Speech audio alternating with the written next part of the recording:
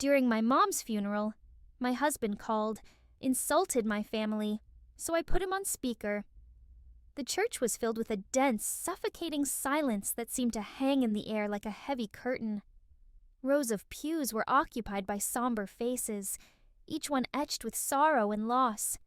The soft hum of the organ played in the background, a mournful melody that perfectly matched the mood of the day. I sat in the front pew, my hands clenched tightly around a handkerchief that had long since soaked through with my tears. My eyes were fixed on the closed casket at the front of the church, where my mother lay, peaceful at last, after a long battle with illness. My mother had been my everything, a single mother who had worked 2 jobs to ensure that my siblings and I never went without. She had been the epitome of strength and love. She had taught me everything I knew about resilience, compassion, and the importance of family. Losing her felt like losing a piece of my soul, and the pain was something I couldn't even begin to describe. The service was simple, just as she would have wanted. Close friends and family members took turns sharing their memories of her, stories of her kindness, her tireless work ethic, and her unfailing love for her children. Each word spoken was a tribute to the woman who had given so much to those she loved, and each one brought fresh tears to my eyes. But even as I sat there, surrounded by people who loved my mother as much as I did, I felt a gnawing emptiness. It wasn't just the loss of my mother that I was grieving. It was the absence of my husband, Derek. Derek had been my partner for nearly a decade. We had met in college, where his charm and ambition had swept me off my feet. He was everything I had thought I wanted in a husband: handsome, successful, and confident. But as the years passed, that charm had faded, revealing a man who was more concerned with his own status and success than with the well-being of his wife or her family. Derek had always been critical of my upbringing. I came from a modest background, raised by a single mother who had done everything in her power to provide for us. We didn't have much, but we had love, and that had always been enough for me. But for Derek, it wasn't enough. He saw my family as inferior, unrefined, and unworthy of his respect. My mother in particular was a frequent target of his disdain. He had made it clear from the beginning that he thought she was beneath him, a woman who lacked the education and sophistication he so highly valued. I had spent years defending my family, trying to make Derek see the goodness in the people who had shaped me into the person I was. But it was like talking to a brick wall. Derek was set in his ways, and nothing I said or did could change his opinion. Over time, I had grown weary of the constant battle, and I had learned to pick my fights. But the pain of his words, his sneering comments about my mother, had never really gone away. As I sat there in that church, listening to the eulogies, I couldn't help but think about all the times Derek had dismissed my mother's sacrifices, her hard work, and her love. I had hoped, naively perhaps, that her death would soften him, make him realize how much she had meant to me. But instead, he hadn't even bothered to show up. He had some important business meeting, or so he claimed, something that he simply couldn't reschedule. It was typical Derek, putting his career above everything else, including his wife's grief.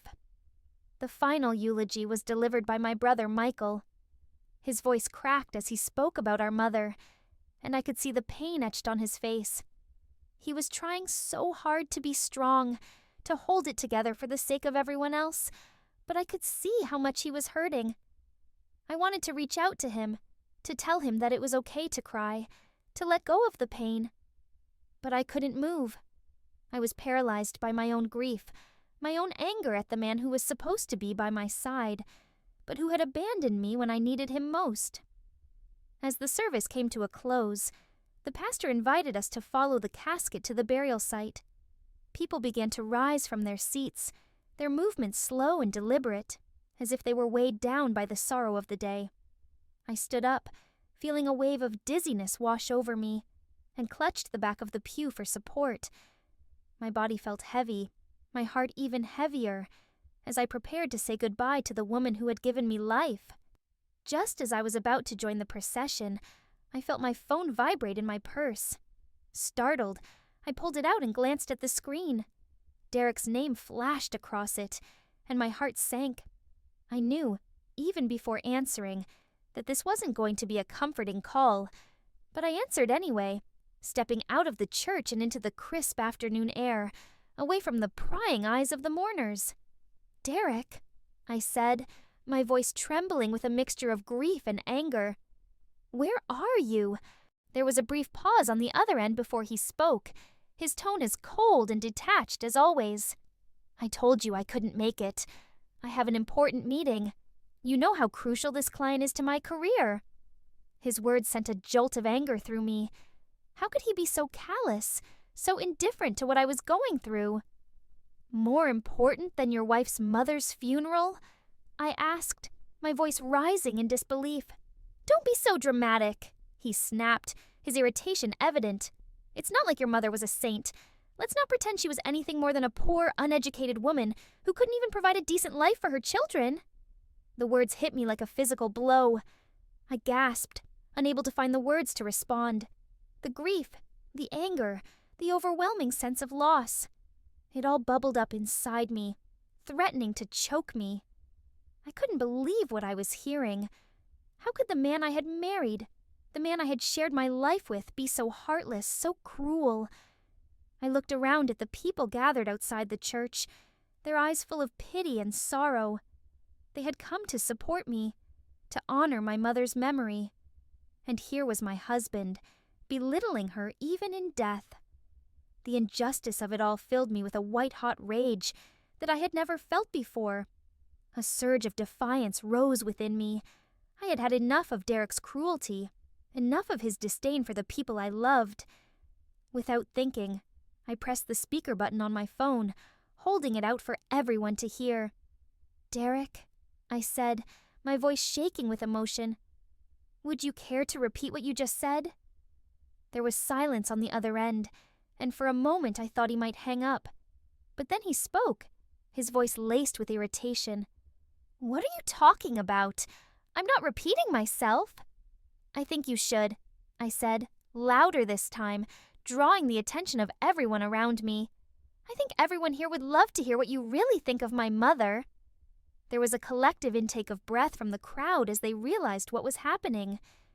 I could see the shock and disbelief on their faces as they listened to the man I had married, a man who had never truly understood or appreciated the people who had shaped me. "Derek," I continued, "tell them what you just said. Tell them how you really feel about the woman who raised me, who sacrificed everything for her family." The line was silent. I could almost hear the wheels turning in Derek's head as he tried to figure out how to get out of this, but there was no way out. He had shown his true self, and there was no taking it back. Finally, he spoke, his voice low and venomous. "This is ridiculous. You're embarrassing yourself. Your mother was a nobody, and you know it. She was just a poor, uneducated woman who didn't matter." The crowd gasped, and I felt a surge of vindication. I had always known that Derek looked down on my family, but hearing him say it out loud, in front of everyone, was both devastating and liberating. I took a deep breath, steadying myself. "Thank you, Derek," I said, my voice surprisingly calm. "Thank you for showing everyone here who you really are. I think we're done." I ended the call and turned off my phone, the weight of his words still hanging in the air. But instead of feeling crushed, I felt a strange sense of relief. The truth was out, and there was no going back. As I looked around at the faces of my family and friends, I saw their shock slowly giving way to something else.